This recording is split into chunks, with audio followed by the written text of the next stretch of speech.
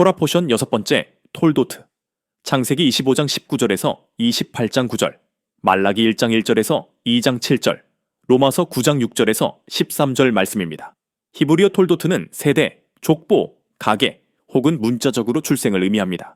이번 포션의 초점은 하나님의 언약이 어떻게 이루어지는가에 대한 내용으로 이에 대한 우리의 고백을 생각해 보아야 합니다. 이삭은 60세가 넘어서 에서와 야곱을 얻습니다. 창세기 1장에서 주님은 인류에게 생육하고 번성하라고 하십니다. 하지만 아브라함도 이삭도 늦은 나이에 약속의 자녀를 얻게 됩니다. 리브가가 결혼한 지 19년이 지나도록 아이가 없자 그녀는 이삭에게 자녀 없음에 대한 불안을 호소합니다. 그래서 이삭은 주님께 심각하게 기도하며 간구합니다. 그리고 리브가가 쌍둥이를 임신하게 됩니다. 쌍둥이를 임신한 리브가는 뱃속에 있는 아이들이 심상치 않음을 알아차립니다. 그들은 뱃속에서부터 싸웠고 그들의 어머니를 불안하게 만듭니다. 이에 리브가는 주님께 기도하고 주님의 계시를 받습니다. 창세기 25장 22절에서 23절 말씀입니다. 그 아들들이 그의 태 속에서 서로 싸우는지라. 그가 이르되 이럴 경우에는 내가 어찌할꼬 하고 가서 주께 묻자온대. 주께서 그에게 이르시되 두 국민이 네 태중에 있구나.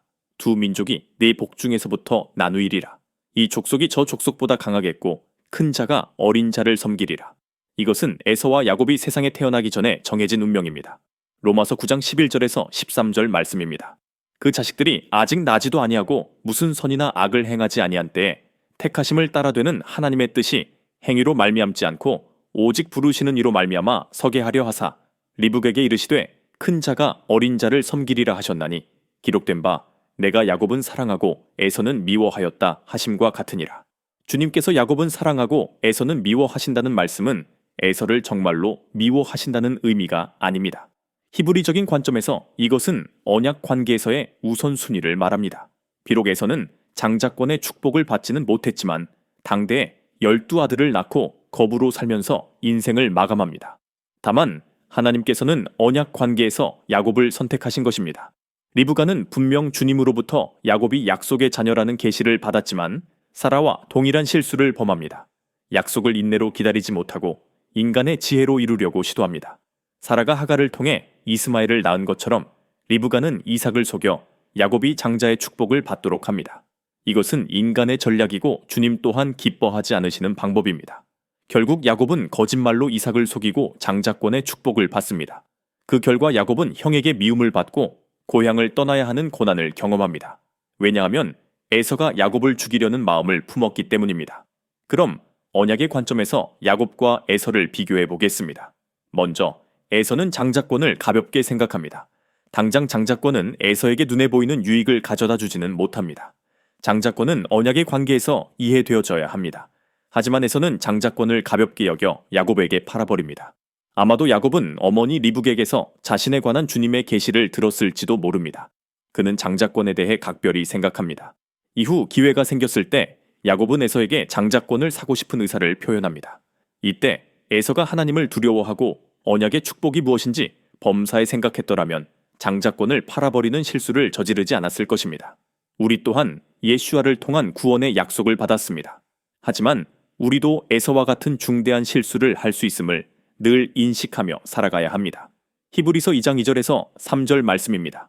천사들을 통하여 하신 말씀이 견고하게 되어 모든 범죄함과 순종하지 아니함이 공정한 보응을 받았거든. 우리가 이같이 큰 구원을 등한히 여기면 어찌 그 보응을 피하리요. 이 구원은 처음에 주로 말씀하신 바요. 들은 자들이 우리에게 확증한 바니 아직 우리의 구원은 완전히 이루어지지 않았습니다. 우리의 구원은 여전히 현재 진행형입니다. 야곱이 언약의 관계 속에서 자신의 정체성을 찾아가듯이 우리 또한 예슈아 안에 있는 언약 안에서 우리의 정체성을 찾아가야 합니다. 구원은 한 번에 얻어지는 것이 아니라 평생토록 이루어가는 것입니다. 내가 예슈아로 말미암아 구원받았다는 믿음이 있다면 그 믿음대로 살아가야 합니다. 믿음에 따른 행동과 실천이 필요합니다.